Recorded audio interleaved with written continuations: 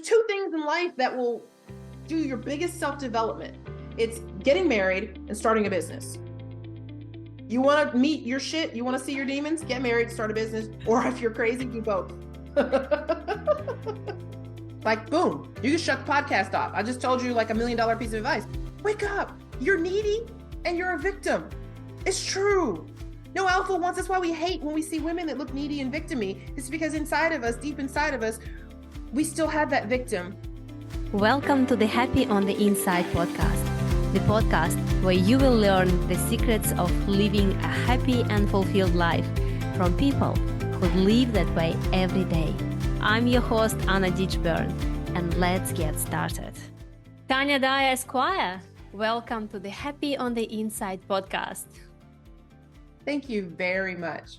You, by the way, look very happy on the outside.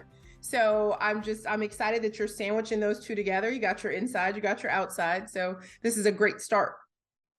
Awesome. And for our listeners who can't see us, we are actually matching. We didn't talk about this, but look, black tops and blue jackets. Tanya, why do you like blue color? You know, blue is such a powerful color. People don't realize it or why they resonate with it, but blue is the color of trust. It's the color of communication. If you're religious, it's the color of the Holy Spirit. So if you notice, a lot of professional speakers will wear blue, but it just happens to be my happy color. My energy color is always in the blue spectrum. I've recently kind of graduated more toward teal, which is a mix of blue and green, heart and mind, but blue is my standby. It's you too. Really you too as well. Tanya, I cannot think of better person to ask this question. Okay. It's going to be a bit challenging. All right. If I had, more sleeves, I'd roll them up. Go ahead. Okay. What do you think is the key to keep a mind-blowing sex with my husband? Well, that's actually easy. And by the way, everybody, she didn't prep me for this question. Like, I was fully expecting her to say personal happiness, inner peace, or something like that. The key to mind-blowing sex. So if you're a woman, you're listening to this and you're like, okay, ask the former high conflict divorce lawyer who now recovers struggling marriages how to improve your sex life. You need to feel safe. A woman's highest need is security. Highest need, hand down, period, close quote, end of discussion. When a woman feels safe, she feels sexual. A woman doesn't open up. She doesn't open up emotionally and she doesn't open up physically. Like literally, you're talking about your muscles, your vaginal muscles, your cervix, everything is kind of normally clenched because we are kind of prey animals. It's our job to kind of repel things, keep things out. You're not invited. You're not wanted. You're not mine. That's all a way of saying you don't make me feel safe. So if you really want to improve your sex life, you actually have to focus on your level of security with your partner. This is so spot on because, I was talking to my client the other day and she was telling me, she's in her late 40s. She was telling me that I feel like this just the physical sex is nothing. Like I can literally go and have sex around, but what really makes me feel feminine and sexual is a deep connection with my partner. Correct. So everybody talks like women know this, like, oh, I don't feel connected. I want to feel connected. I want more intimacy. Mm-hmm. They're skipping the reason why that is. The connection and the intimacy gives you the security. Like there's an old joke. You ask a man, what is the one piece of clothing that a woman needs to guarantee she has an orgasm? So one piece of clothing. Go ahead, Anna, I'm putting you on the spot. What do you think? One piece of clothing that's really gonna be like, oh my goodness, yep.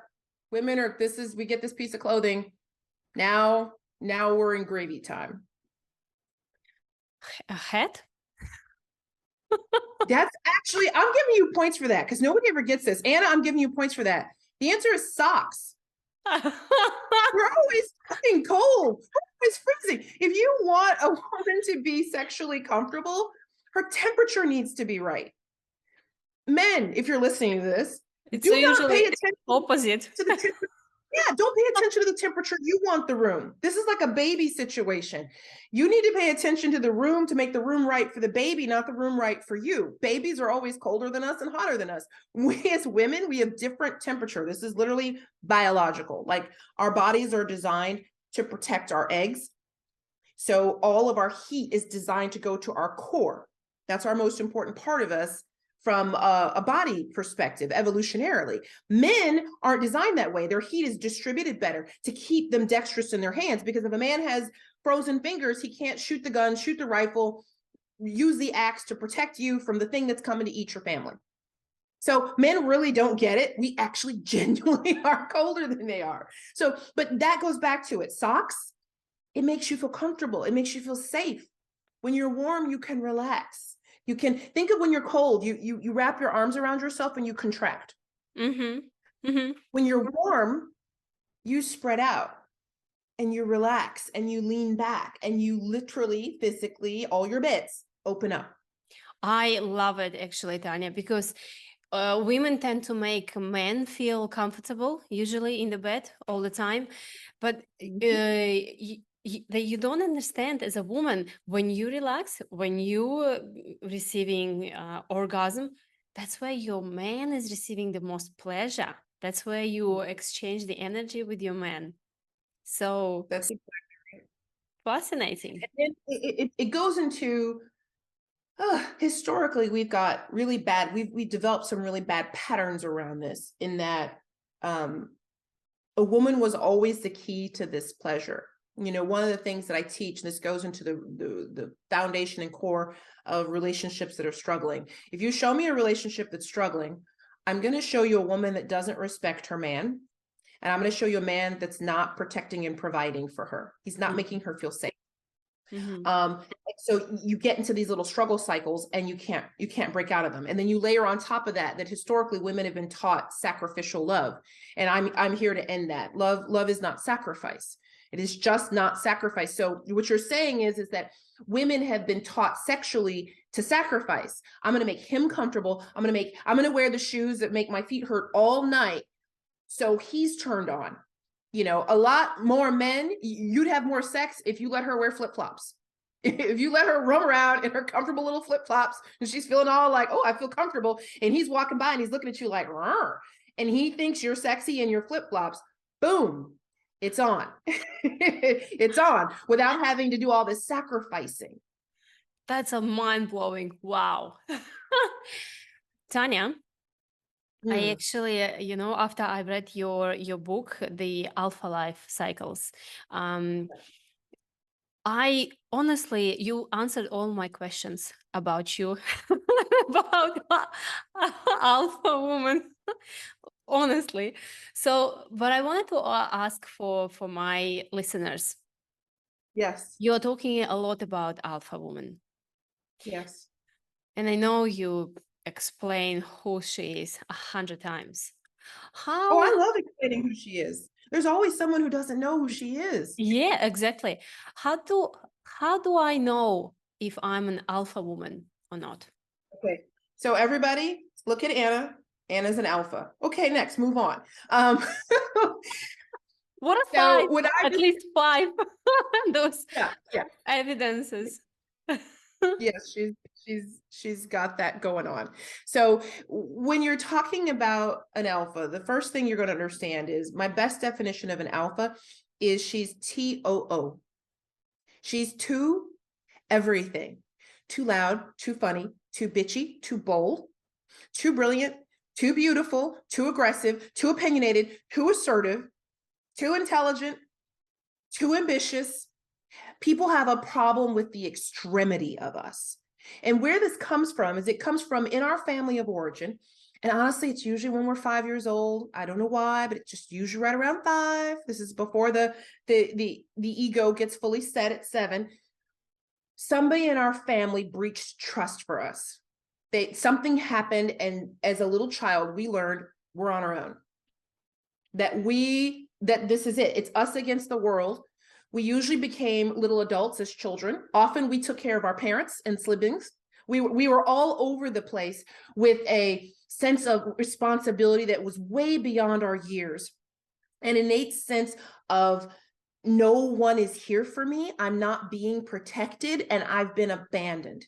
That is what turns us into these fierce, badass, lady boss, bitch warriors. And the world loves this about us in one area, but it messes up our marriages. It messes up our relationships with women, and it causes an endless, very stable pattern of dysfunction with our children. So does that give you kind of an idea for your listeners? If you're out there, if you're at the kitchen table, you're like, am I an alpha? Probably. You don't kind of trust women. You have friends with men, you get the tomboy thing. This isn't a gender thing. This is a, you learned when something was scary to go out and handle it. Tick. Tick, I'm just ticking it for me. And it's like, she's nodding her beautiful head. Yeah, you learned that you had to deal with danger because there wasn't anybody to help you. Yes. In the correct feminine, I should be protected and provided for. Yeah. In the correct feminine, if there's a big scary noise outside, I'm not going. But as an alpha, we're going. We're going. We got the boots on. We got the sleeves up. We're going. We're investigating. We're doing all this stuff. We're taking care of ourselves. And then this gets us into such trouble in our relationships because this breaks us of the ability to be able to receive. The feminine is a vessel. If you actually even look, if you invert the vagina, if you invert that area, it's a vessel. It's drawn as a vessel. It's what is to be entered, it is what is to be given to.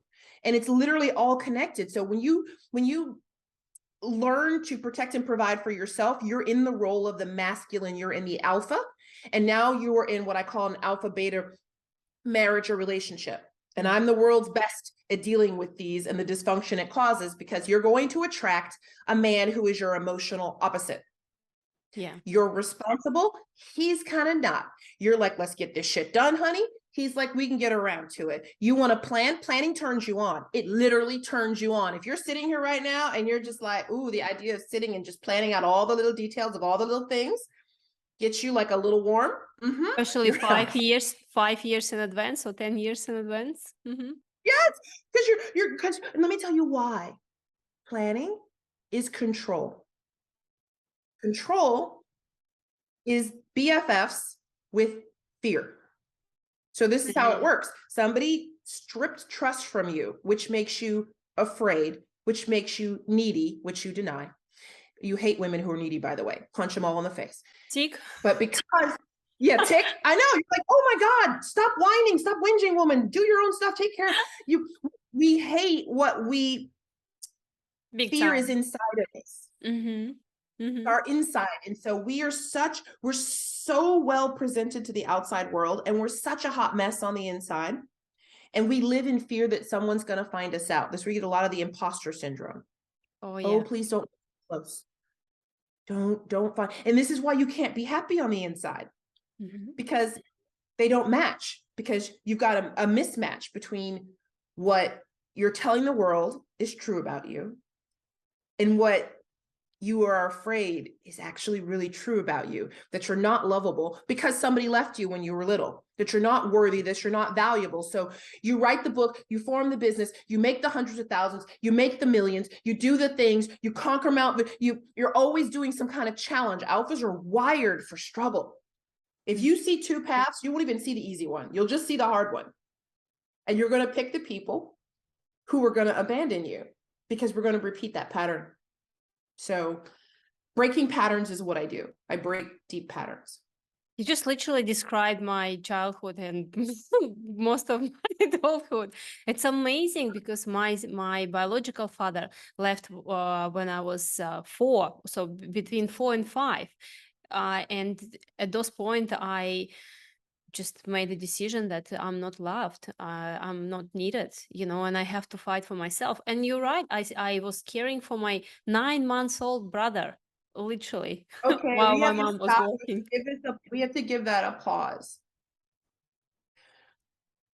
That's a big deal. Like if you're not watching my face right now, I'm tearing up, It's a big deal that your dad left when you were that little, because little girls need fathers Oh yeah. to teach us that we are loved, period. We're not loved for performance, which is masculine. That's how we become alpha. Mm-hmm. That's how we become alpha and masculine, is we start bartering. We start becoming really good. We develop a toolkit of stuff that we sell and we barter for love. And we learn this from our dads. If you're going to look at your mom, alphas fight with their mothers, and then they didn't have the love of their father, or the love of their father thought he was raising a boy. One of the two. He either bailed or he thought you were a dude. And I actually have a lot of alphas who their father was either upset that they were born a girl. Like my dad insisted that he'd had a son, and where was his child? And my mother is like, dude, seriously, had a girl. He's like, no, I was supposed to be named Raymond. There was a big argument about this. So I was like, oh yeah, nah, sorry. It's a huge deal for you, Anna. And I want listeners to be careful that you get really used to driving past your pain at full speed, because it was, I'm going to use your old word, it was a trauma. It was a thing that happened to you. And it's like, oh, so I always give that reverence when I hear somebody tell me something like that. That's like if somebody mentions like a miscarriage or something, I stop and I give that some verbal space, because I don't ever want the world to become accustomed to hearing that and then along with getting a latte. You're like the first person literally who paused me, because for me it was like not a big deal. Like it's a past, let's move on. As you said, like higher speed. And just You go past it. You go, keep going. because think about it. It's a survival mechanism. Yeah. If something is really dangerous, do you walk past it slowly or quickly? You go past it as fast as you can. You're like, zoom. You go, every city has a bad neighborhood. If you have to drive near it or through it, you slow down. You're not like, look at that crackhead on the corner. No, you're like, okay. You're like, that's a yellow light, but I think I can make it. No need to stop at the red here. You go through it. So that's how we learn to go through these moments in our past. We go through it like it's a bad neighborhood at night. We lock the doors and then we blow through the yellow lights, kind of screaming through to get to quote the other side. And I want people to understand that when you're really at the deepest levels, you won't need to. And for you, it's just a habit. So now that I've told you, now it's awesome, because you're going to notice it. You're going to be like, oh, wait, let me give that the respect, because that formed you. You are exactly the Anna you are because that bullshit happened to you. 100%. Actually, what I wanted to say, in my circle of friends, some of my girlfriends are really proud to call themselves alpha woman. I'm an alpha woman. I'm an alpha woman. And so I thought it's something like really cool. Is it good or bad to be an alpha woman? I'm going to answer that on a couple different levels. The highest spiritual level, nothing is either good or bad, but wishing makes it so. So we assign the value to it. On a practical level, the way most people glom on to the title, I'm a lady boss, I'm a badass bitch, I'm a da-da-da-da-da, I'm an alpha this and that and the other thing. Actually not so good. They're glomming onto it from an interest in showing you how fierce they are and how big they are. So remember what I said about when you're going past something scary, you go past it quickly? Yeah. This is basically gorillas in the jungle. So if I'm not kidding. So you got some gorillas in the jungle. This is how they do this. You could go to Larry the gorilla. Larry the gorilla could be the calmest, coolest gorilla. But what Larry knows is if the other gorillas think he's a calm, cool, easy, pacifist gorilla, they will eat him. So what does he do? He bangs and Tarzan, the whole thing. You bang your chest, you make yourself look at animals. This is literally, people think we're not animals. We're like a quarter of an inch of DNA from being like a snail. Like we're not, we give ourselves a lot of credit. Animals, when threatened, make themselves big, make themselves larger. They put their tail feathers up, they puff themselves up to make themselves larger. So I was born an alpha. You're a good host in that you're asking me that, because most people don't ask me.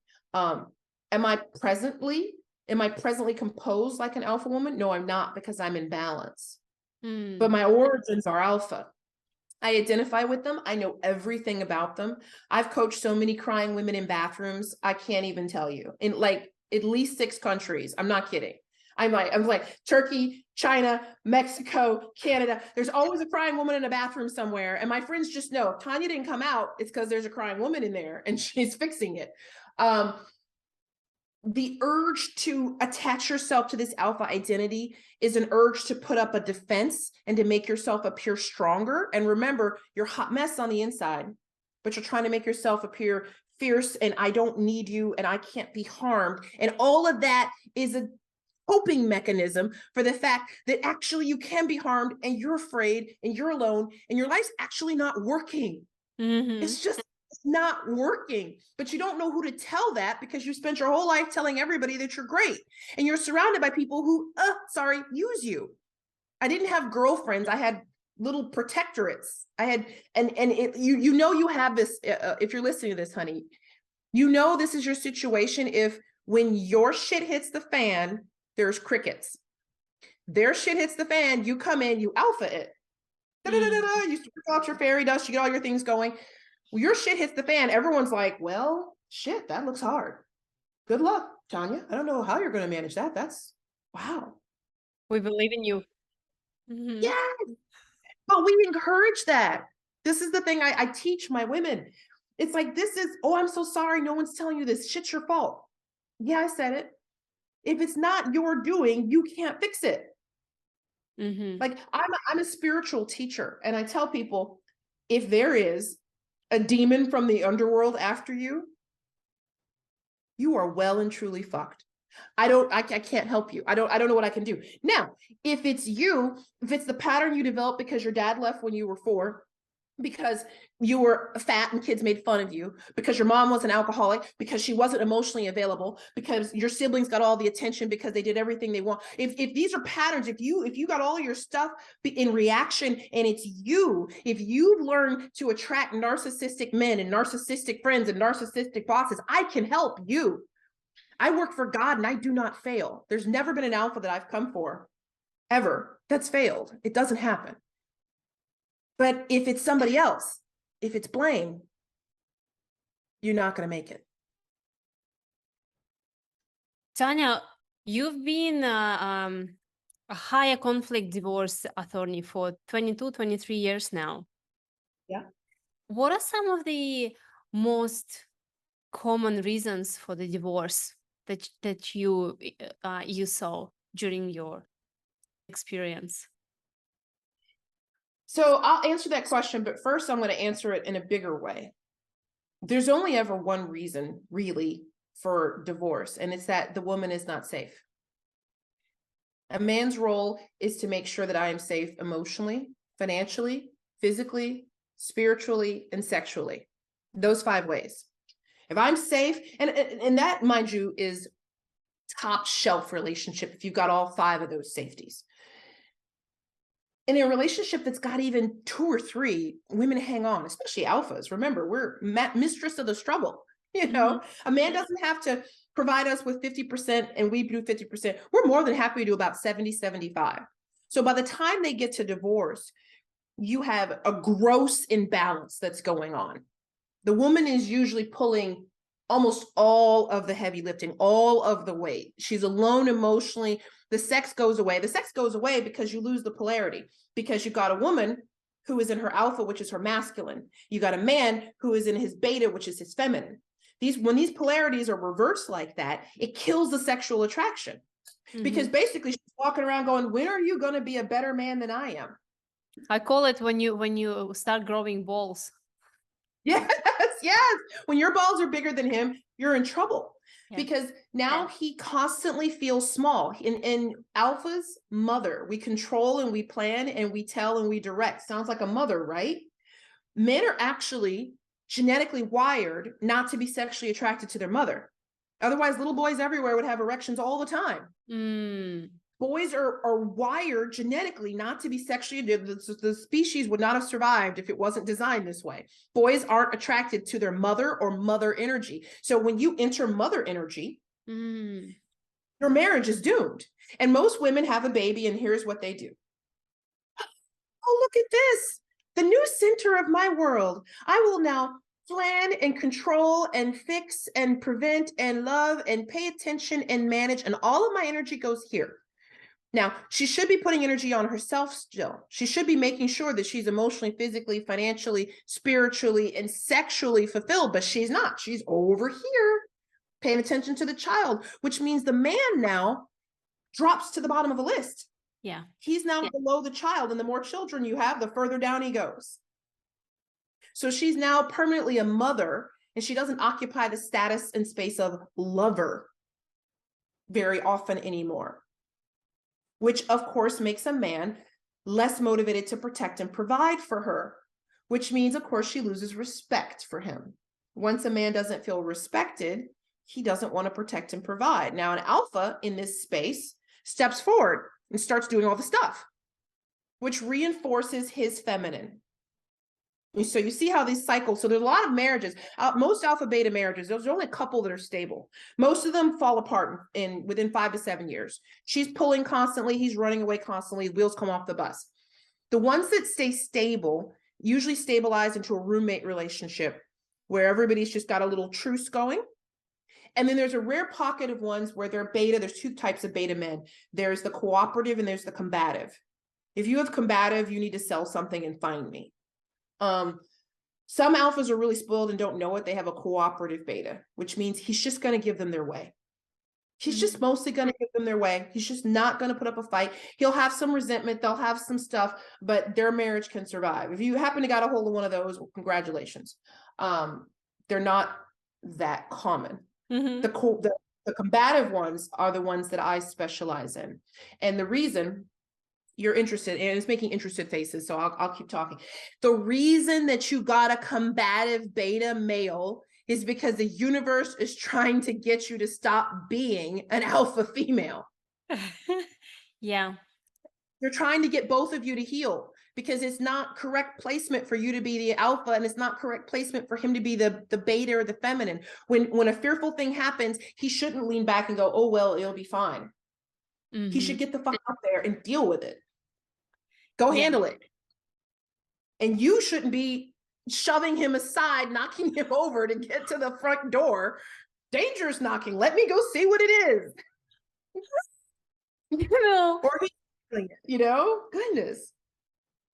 That's amazing. I remember when I started dating Laban, I had to teach myself, like, literally to stop and pull back and get back into my feminine energy, because I've done like tremendous work on myself, but sometimes my alpha woman, pops out and it's like I have to, no, hold on, shh, hold on, shh, let him sort, but sometimes I can't help myself, and it's like the control freak comes out, or mama comes like, don't do this, don't do, like, yeah, oh my goodness, I know, we are wired as a women to be in our feminine energy and to receive, because nowadays, as you mentioned,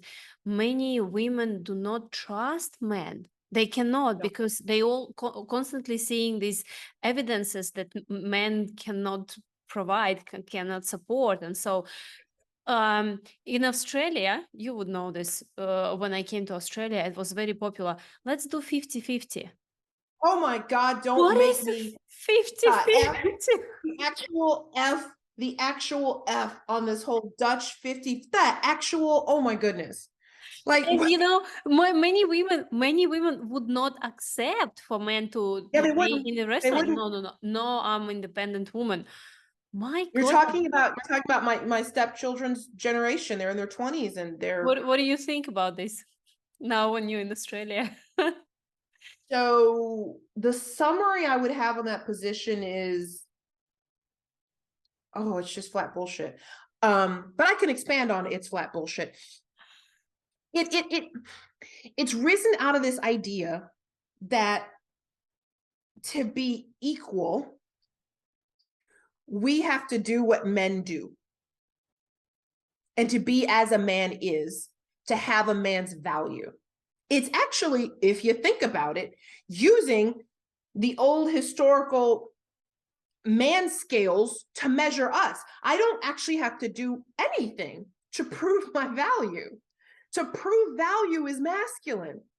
So it's kind of funny that all these women are like, we're so proud, we're women, we're going to hop on the man's measurement scale and then demand that we do. I'm like, what are you actually doing? You want a man who protects and provides, in part because that's how he's wired. Biologically, men were, for instance, you ever send a man to go find something and he can't find it? Mm-hmm. And he's like, baby, where is it? And you're like, it's on the kitchen table. I don't see it. It's on the left side of the kitchen table. It's not there. It's on the left front corner of the kitchen table. You walk in, it's sitting right where, it's like exactly, it's like it's an inanimate object waving, and he doesn't see it. Men actually have different vision than us. This is why they make pilots. You wonder why women aren't pilots? Because men have binocular vision. They see straight and they see further. Why? Because they were designed to hunt. They were designed to see the mastodon or the tiger or the bear or the thing that was going to come kill you or the thing that y'all needed to eat. Our vision is peripheral. Now, just that one biological difference tells you what women were designed to do. A woman can be having a conversation, making sure her child does not eat the thing on the floor that he's trying to eat, looking outside, noticing the weather, realizing she's got to get the laundry inside, checking the time, knowing what time somebody hasn't checked in on their way home from school. She's doing all these things. Women are actually designed, multitasking was designed because we had to cook the food, prepare the food, take care of the children, birth the children. We were in charge of healthcare for the tribe. So if somebody was sick, we had to figure it out. We had to gather food, store food, remember where the food was. And then we had to talk to other tribes to negotiate shit. Yep. All of those are women's skills. You know what the men did? They shot shit and fought shit. And that was it. That was the sum total of that. So when people are saying, oh, I want to go 50-50, a man is actually wired. He gets his self-esteem from being able to protect and provide. Yeah. So when you say I need to do half, you're taking up his space. You're taking away his thing. This is why women have never understood why men pick as mistresses dumb bimbos. Let me explain the mistress thing. You want to know why men pick mistress? Okay. One, she's easy.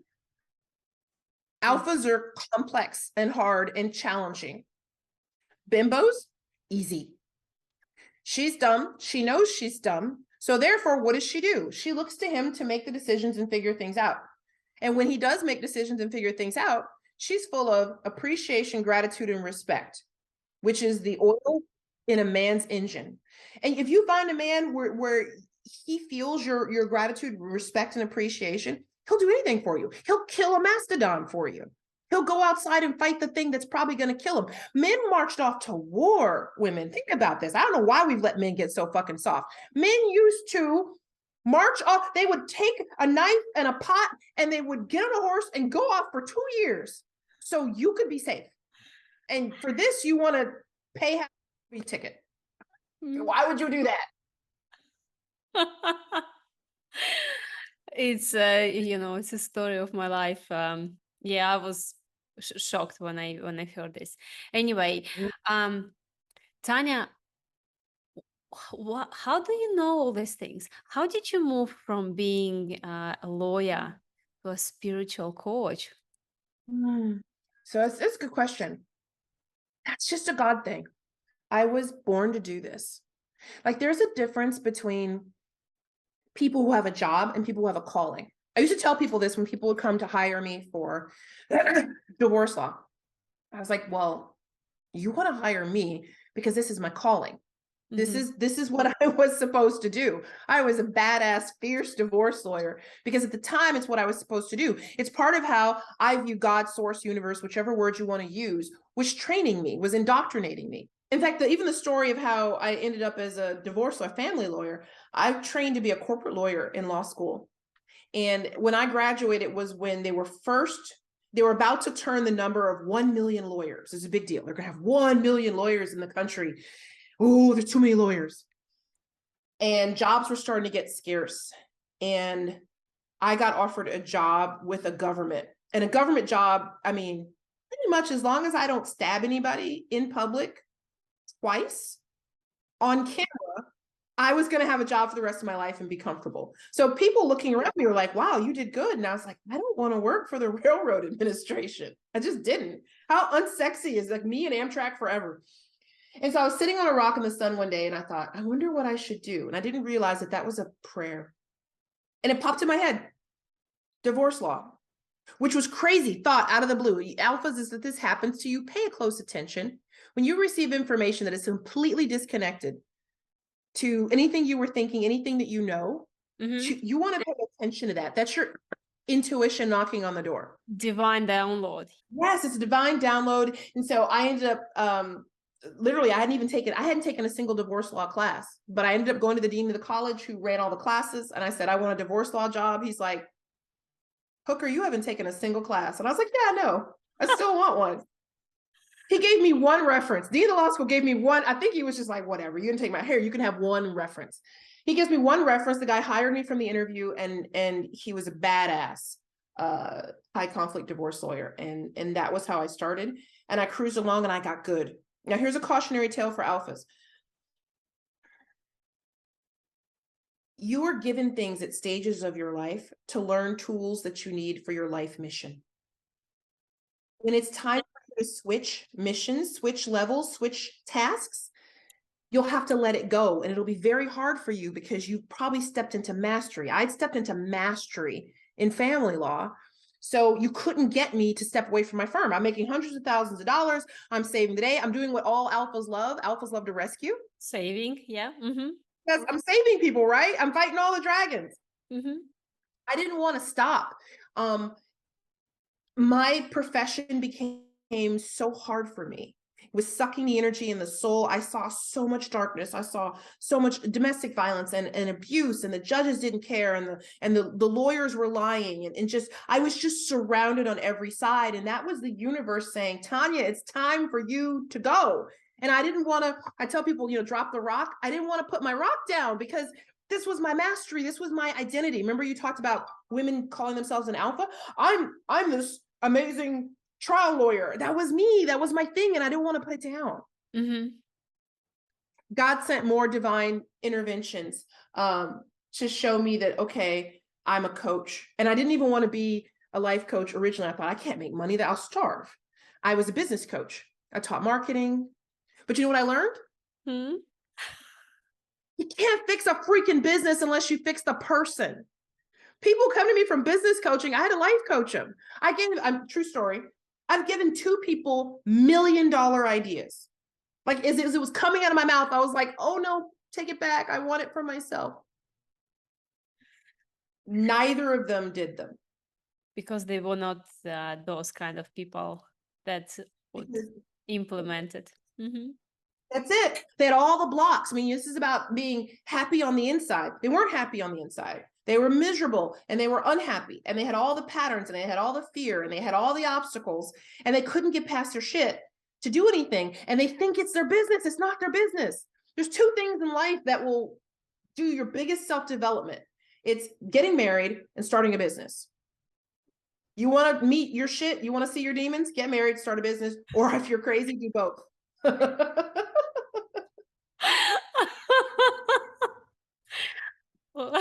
Like all of us do. All of us do. So yeah, there was some divine things. I literally had 2 men, actually on the same day, 2 older Black gentlemen that I did not know, strangers, come to me and start talking to me, which some people would have called prophetically. They just started talking to me and they're like, what are you doing? Why aren't you teaching? And I'm like, what? Wait a second. Hold on. We're having I don't know you. This is kind of odd for me. Yeah, it was. And after that, I gave up. Like that was like God dropping the cartoon piano on me. I was like, okay, you know what? I give up. And I remember thinking this. I said, you know what? If I starve, it's on you. This is me talking to God. That's an alpha thing to say to God. If I starve, it's your fault. Only an alpha talks. Even alphas are well, alpha God, you know. So I'm talking to God, and I'm just like, if I starve, it's your fault. It's on you.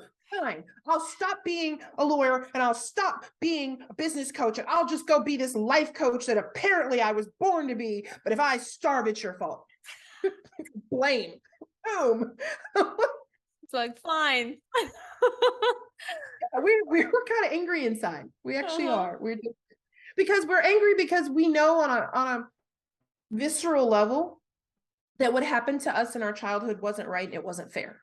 I have the same feeling. I was literally blaming my father, my stepfather, whoever, for leaving me, for not being able to protect me. And after huge work, I was able to forgive my father for leaving me, forgive my mom for not being able to, support me or protect me, and forgive my stepfather for what he's been doing. It really freed me up from being this warrior woman, constant fighting. You know what I mean? Yes. Oh, you see, you guys listen to Anna here. She's telling you something really important. If you're a warrior, as alphas are, warriors need wars. Like, boom, you can shut the podcast off. I just told you like $1 million piece of advice. Warriors need wars. Need wars. This is what happens to our soldiers. When they come back home, they can't fit right in because they're in a warrior mindset. They're in a war and they're looking for wars and they need wars and they need the struggle and the conflict. And in the absence of that, things start to break and come loose inside of them. That's you, alpha. So you don't ever let yourself come back to peacetime. You just you pick the business, the job, the husband, the child, the school. You pick all the stuff that continues the war and the struggle, and then you rationalize that this is just the way the world is. Newsflash, it's not. And then you ask, why this is happening in my life? How did I attract all those things? I want to give you my 3-word mantra for Mm. your people listening, for women out there that are sitting here. And first things first, I love telling alphas, I love, you said, oh, you've explained it. I have explained it 100 times. I'll explain it 15,000 times more, because the moment when you realize that everything you are is not a mistake, it's not an accident, it's predictable, it's normal. That doesn't mean that you shouldn't change it, but I want you to understand that I get you, I see you, I know where you are, and I can get you out of there.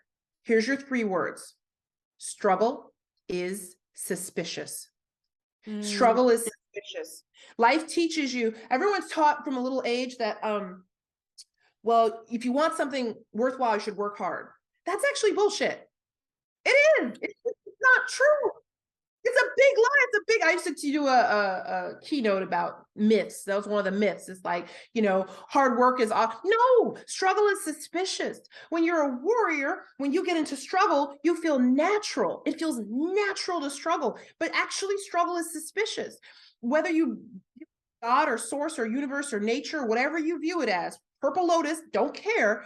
There is a general organizing principle that put in you a desire for expansion, for love, and for allowing, and for increasing, for happiness, for joy.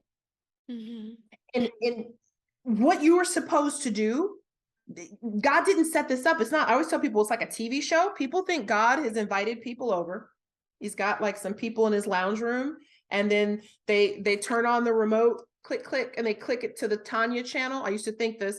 And then God would be like, okay, all right, so she's on her way to the job interview, right? Bam, cue flat tire. Yeah, high five. And they're all like, woo. God is not watching you like reality television and putting the snarky people in there and giving you the flat tire and having somebody, take money out of your bank account and all these other things. The universe is actually conspiring for you. It wants you to do what you were born to do. If you're struggling, it means you're doing something wrong. You're missing something. Such a huge point to know. Just a comment on your point. I really resonate with that because what I've noticed, so many people separate themselves from the God. They think it's something, someone Out there. on outside, out there, like a huge eye is watching you or sending you all those struggles or challenges. But it's Mhm. actually not. You are the part of creator. You are creator. God is everywhere. How I'm saying. Yeah. Um, and what is happening from inside out, from Yes, what. everything. Mhm. So on my wristband, you won't be able to see it, but on my wristband is engraved the words, as within, so without. Without. Mhm. It's the only law. I'm sorry, but you can take every spiritual book ever written and you can strip it down to 4 words: as within, so without.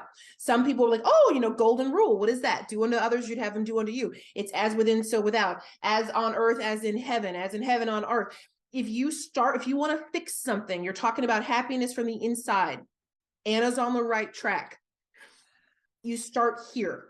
People think, like for the analogy I use, I think in my Alpha Origins book, which I'll give your people, is a TV and a remote control.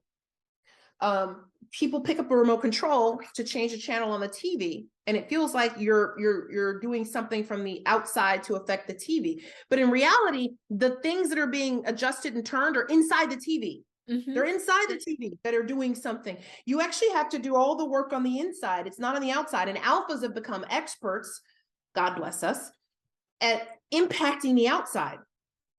Mhm. So we neglect the inside. So all the hurt, all the abandonment, all the trust issues, all of that stays put because we're so busy running around trying to move around the props around us, convince this person, push this person, manage this thing, plan this thing. And we suppress our stuff, needs, fears, feelings. We just squish it all down. We meet a man, and you know what we do to make ourselves attractive? We suppress our needs. We're like, Mhm. hi, I don't have any needs. I don't need anything. I'm good. Do you understand that most alphas enter their marriage like this? So this is not surprising. So here you are. I always use my mark. So hi, I have no needs. If you are advertising that I have no needs, you're going to attract a man who's looking for a woman with no needs, which means that he must be poor as shit at handling needs and emotions. So that means, now here's his work. So we get this man, we lure him in, we get married, and then we have our first crisis, and we go, ah, and we fall apart because we think it's safe. We're married. He's here. We got the ring. He's going to support us and love us and see us. He runs. Because that's not the deal. That's not the deal you cut. The deal you cut was, I got this. And he's like, I don't fucking want it. I don't even know how to handle it. A beta man came from an alpha mother. Alpha mother overdid. She over controlled. She over managed. She over planned. She over functioned.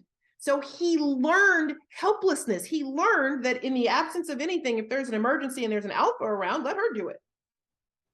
Bingo. Wow. Boom. Boom. Look at these men's mothers, ladies. Look at these men's mothers. That's what times a lot of alphas don't get along with their mother-in-law because their mother-in-law is another fucking alpha. Alphas don't tend. If she's an alpha, the odds that he's a beta are astronomical. And if you're an alpha, the odds that the men you're attracting are beta are astronomical.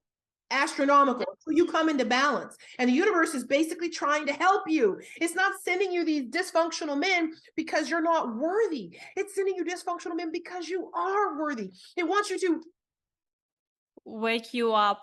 Yeah. Mhm. wake up. Wake up. You're needy and you're a victim. It's true. No alpha wants. That's why we hate when we see women that look needy and victimy. It's because inside of us, deep inside of us, we still have that victim and we are abusing her. We abuse her by suppressing all of her needs. That's abusive. It's abusive to know you have needs and to pretend they're not there.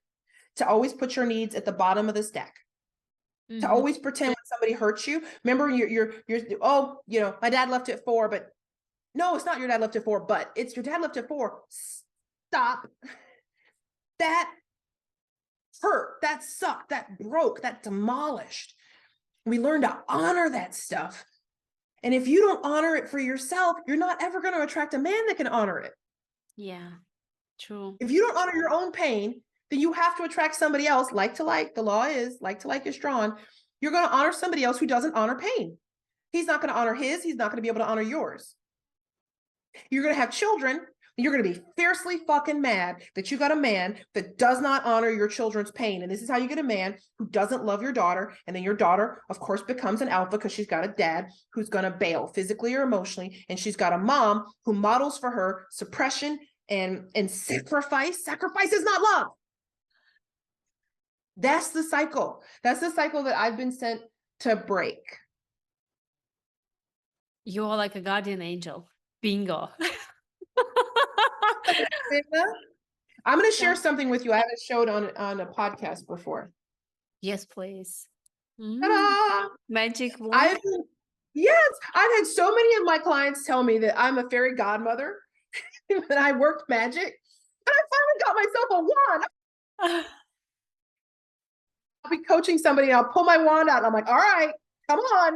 I took my wand out. Don't make me take my wand out. I will also beat you with this wand if necessary. Yeah, this is my calling.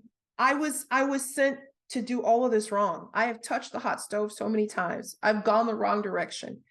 I suppressed myself. I didn't love myself. I was a victim. I was small. I was fearful. I was needy. And all the whole time, if you talk to your friends and you show them these men will do shit that's horrible. So they'll agree with you that they're the problem. And then I'm going to look at you and say, but where'd you get him? Get him. Mm-hmm. You weren't born with him. You drew him. You attracted him. You invited him. At the very least, you're permitting and allowing him. That's the question. Not why is he a narcissist? It's why do you keep attracting narcissists? That's so brilliant, because Tanya, we don't look at the core reason what is happening with our men, but once we're in a relationship, we are trying to change them. Alpha male or alpha woman is all about if I, as you say, if I just change 4 or 5 ingredients in his recipe, he's gonna be perfect. No, it's not how it works. It's gonna be even worse, because people don't like, especially men, don't like to be told what to do, or as you say in your book, when you start changing them, they start resenting you. They don't appreciate it. I have a question for you.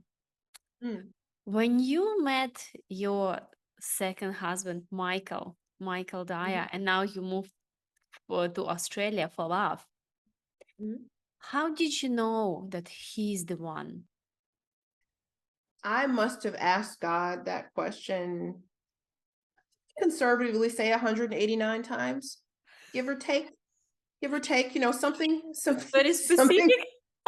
something in that neighborhood.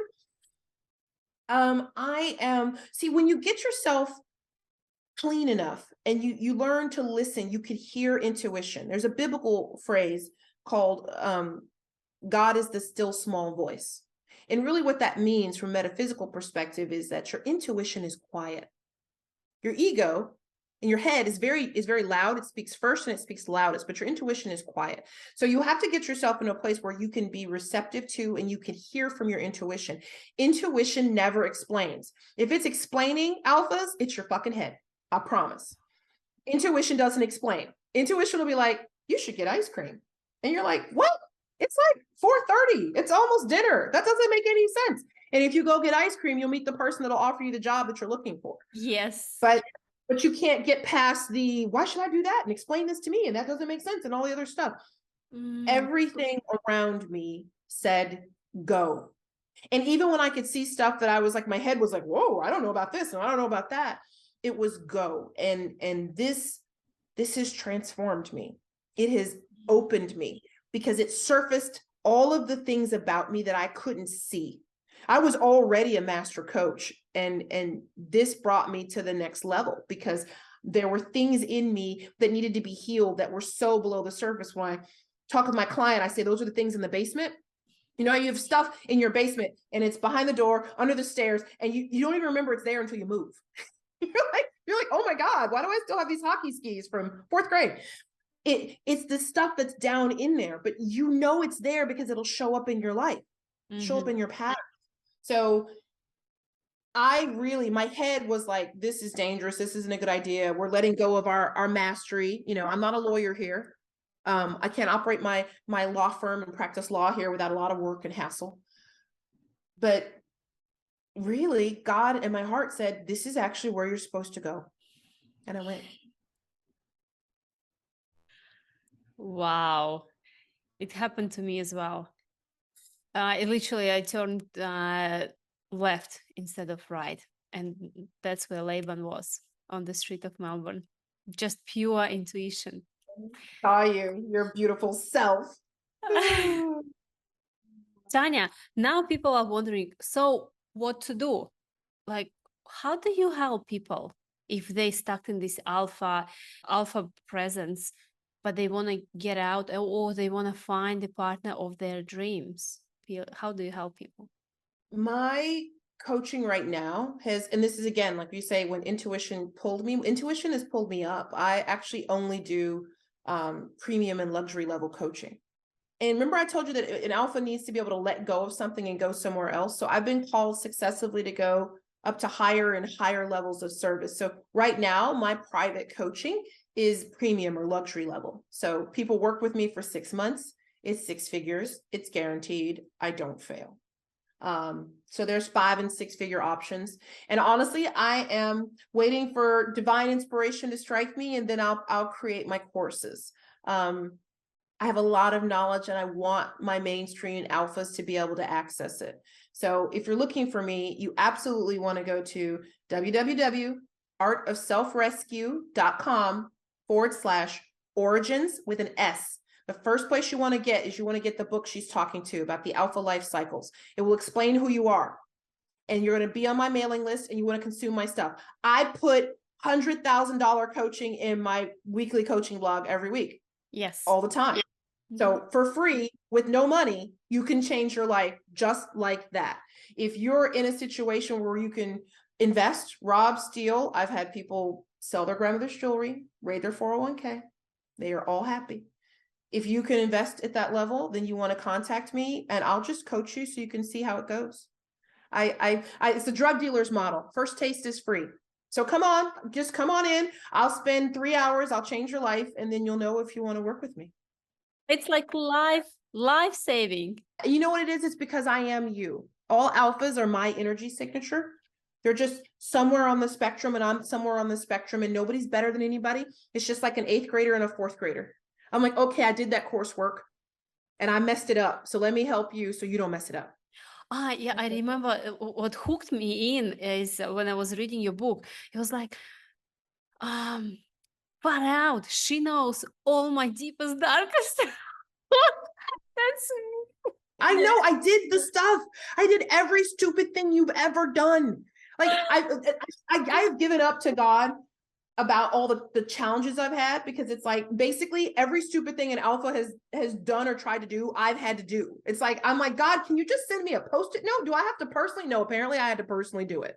So I've gone all the ways. I know I don't know the only way for everybody, but I know the exact way for alpha women.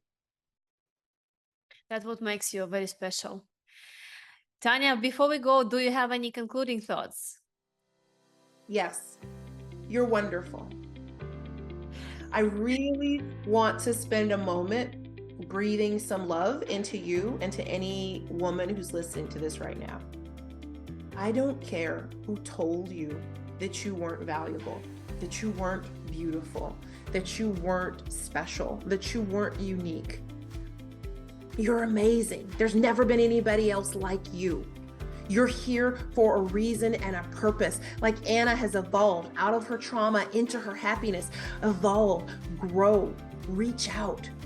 Understand that you are in a process that's going to end your seeking external validation. You don't need anybody else to tell you what you are.